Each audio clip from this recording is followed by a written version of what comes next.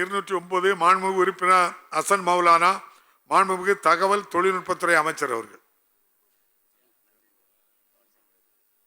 மாண்புமிகு பேரவைத் தலைவர் அவர்களே, வேளச்சேரி சட்டமன்ற தொகுதியில் மொத்தம் 10 இ-சேவை மையங்கள் இயங்கி வருகின்றது. இம்மையங்கள் வாயிலாக கடந்த 2 ஆண்டுகளில் 27,031 பரிவர்த்தனைகள் மேற்கொள்ளப்பட்டுள்ளன. அதுபோன்று மாண்புமிகு உறுப்பினர்கள் கோரியுள்ள பேபி நகர் பகுதியில் தமிழ்நாடு கேபிள் டிவி நிறுவன உரிமம் பெற்ற ஒரு இ-சேவை மையம் செயல்பட்டு வருகிறது. இந்த மையத்தில் கடந்த 2 ஆண்டுகளில் 1432 பரிவர்த்தனைகள் மேற்கொள்ளப்பட்டுள்ளன. எனவே அந்த பகுதியில் மீண்டும் ஒரு இ-சேவை அமைக்க வேண்டிய அவசியம் எழவில்லை. அவ்வாறு அவசியம் இருக்கும் என்று உறுப்பினர்கள் கருதினால் அது குறித்து பரிசீலனை செய்யப்படும் என்பதை மாண்புமிகு பேரவைத் தலைவர் வாயிலாக மாண்புமிகு உறுப்பினர்களுக்கு தெரிவித்துக் கொள்கிறேன். மாண்புமிகு உறுப்பினர் ஹசன் மௌலானா.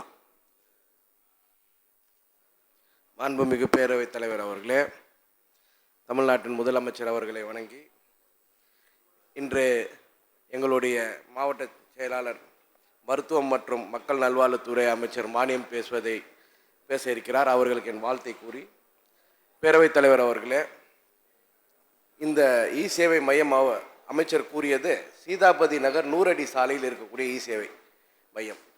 இது வடக்கு பகுதியில் உள்ளது. நான் சொல்லும் இடம் தெற்கு பகுதியில் இருக்கிறது. இந்த பகுதியில் பேபி நகர், டான்சி நகர், உதயம் நகர், சாரதி நகர், கல்லுக்குட்டை, விஜிபி, செல்வா நகர், பெரியார் நகர் ஆகிய இடங்கள் இருக்கிறது.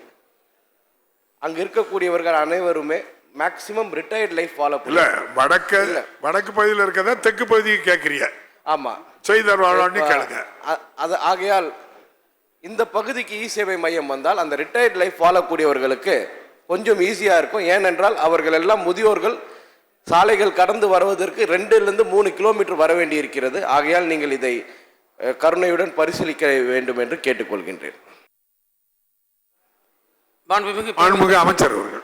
மாண்புமிகு பேரவைத் தலைவர் அவர்களே, நம்முடைய மாண்புமிகு முதல்வர் அவர்கள் ஒரு குட் கவர்னன்ஸ் வழங்குவதற்கு கணனிமயமாக்கல் மிக முக்கியம் என்பதை தொடர்ந்து வலியுறுத்தி வருகிறார்கள். அதன் அடிப்படையில் இப்போது புதிதாக இ-சேவை மையங்கள் மூலமாக 60 சேவைகள் நாம் கூடுதல் வழங்கி 191 சேவைகள் வழங்கி வருகின்றோம். அது மட்டுமல்ல, தமிழகம் முழுவதும் இருக்கக்கூடிய அனைத்து பகுதிகளிலும் தேவைப்படுகின்ற இடங்களில் இ-சேவை மையங்கள் அமைப்பதற்கு நாம் தயாராக அனுமதியுடன் வினாக்கள் விடைகள் நேரம் நீட்டிக்கும். அதோடு வருகின்ற காலகட்டத்தில் நம்முடைய சிட்டிசன்ஸ் போர்ட்டல் ஒன்று நாம் அறிமுகம் செய்திருக்கின்றோம். அதன் மூலமாக ஒவ்வொருவரும் தங்களுடைய மொபைல் ஃபோன் மூலமாகவே அரசின் திட்டங்களை பெறக்கூடிய ஒரு சூழல் உருவாகி வருகிறது. நம்முடைய மாண்புமிகு உறுப்பினர்கள் கோரியிருக்கக்கூடிய அந்த பகுதிக்கு முறையாக அவர்கள் ஒரு கடிதம் கொடுத்தார்கள் என்று சொன்னால் அதனை தொடங்குவதற்கான முயற்சி உடனடியாக மேற்கொள்ளப்படும் என்பதை மாண்புமிகு பேரவைத் தலைவர் மூலமாக ஹசன் மௌலானா.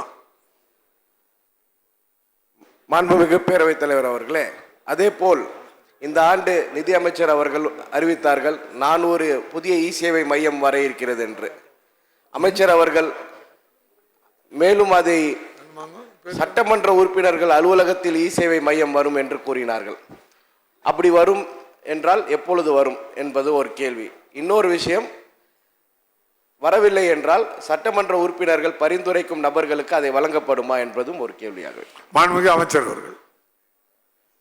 மாண்புமிகு பேரவைத் தலைவர் அவர்களே, நம்முடைய மாண்புமிகு நிதியமைச்சர் அவர்கள் நாம் ஏற்கனவே பயன்படுத்திய அந்த கலையரங்கில் பயன்படுத்திய கம்ப்யூட்டர்களை ஒவ்வொரு உறுப்பினர்களுக்கு கொடுத்து அவருடைய அலுவலகத்தில் தொடங்கலாம் என்ற ஒரு கருத்தை கூறியிருக்கின்றார்.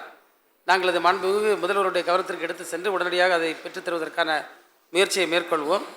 அதோடு மாண்புமிகு உறுப்பினர்கள் கூறியது போன்று எந்த பகுதியில் இ-சேவை மையம் தேவை என்று நீங்கள் கருதுகின்றீர்களோ அந்த பகுதிகளை நீங்கள் அதற்கு தகுதியுள்ள நபர்கள், அதில் விதவைகள், அதே போன்ற மாற்றுத்திறனாளிகள் போன்றவர்களுக்கு முன்னுரிமை வழங்கப்படும்.